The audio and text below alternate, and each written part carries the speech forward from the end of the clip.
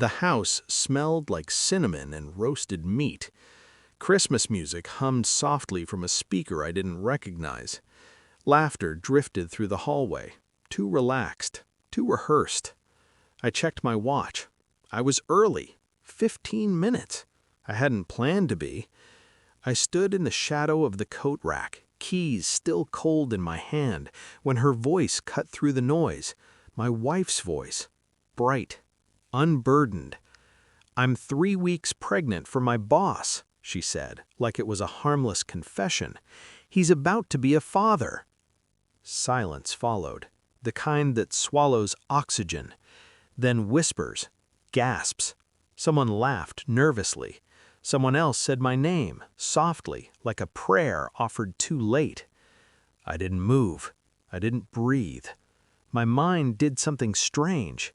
It emptied itself, like a room after a fire. Nothing left but clean white walls and the faint smell of smoke. 3 weeks.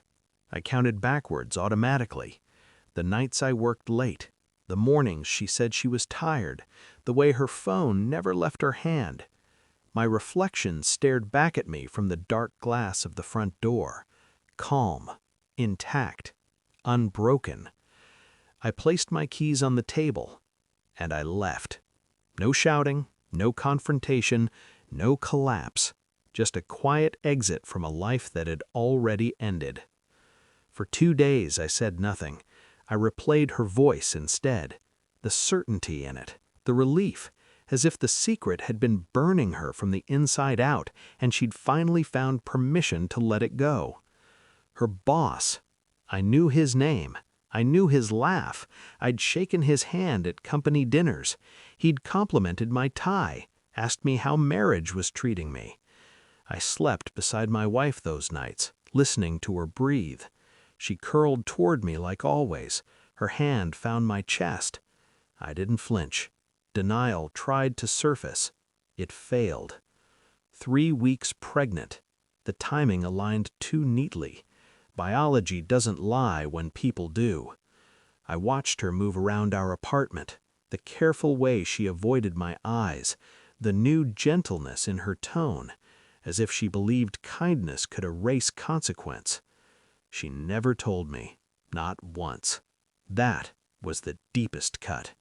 Not the betrayal itself, but the assumption that I didn't deserve the truth. I became meticulous, quiet.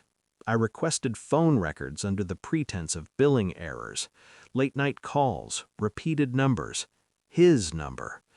I copied files from her laptop while she showered, calendar invites labeled reviews, emails that said nothing and everything at once. I ordered a prenatal paternity kit online, express shipping.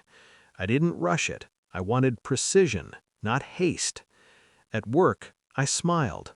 I nodded. I answered emails. No one suspected the storm behind my eyes. I observed her, the way she flinched when her phone buzzed, the way she pressed her hand against her stomach, not protectively, but possessively, like the secret belonged only to her. I imagined confronting her. Every version ended with noise. Noise wasn't justice. Evidence was. The results arrived on a Tuesday. Plain envelope, no logo, no drama. I opened it at the kitchen table while she was at work. Probability of paternity, 0%. The words didn't hurt. They clarified. I folded the paper neatly and slipped it into my jacket. That evening, I waited until she finished dinner, until the plates were washed, until the silence settled comfortably between us. Then I placed the report on the table. She stared at it, confusion first, then recognition, then fear. "You tested it?" she whispered. I nodded. Her face collapsed inward. Tears surfaced. Apologies stumbled out. I said nothing. Silence does more damage than shouting ever could. 3 weeks later, I attended the company holiday gala.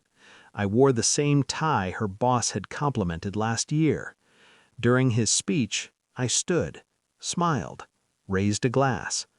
"Before we celebrate," I said evenly, I'd like to congratulate you," the room stilled, "on becoming a father." Color drained from his face. I placed a copy of the paternity report on the podium, along with screenshots, dates, messages, everything. I turned to my wife. She looked small now, exposed. "I already knew," I said quietly. "I just wanted everyone else to know too. No anger, no insults, just truth." I left the glass untouched. That was the cut. Truth accelerates endings. I moved out, changed my number, took a job in another city, somewhere quiet. Sometimes I think about that moment in the hallway, the smell of cinnamon, the sound of her voice. It doesn't hurt anymore. Betrayal loses its power once you stop loving the person who delivered it. I didn't lose anything that night. I escaped.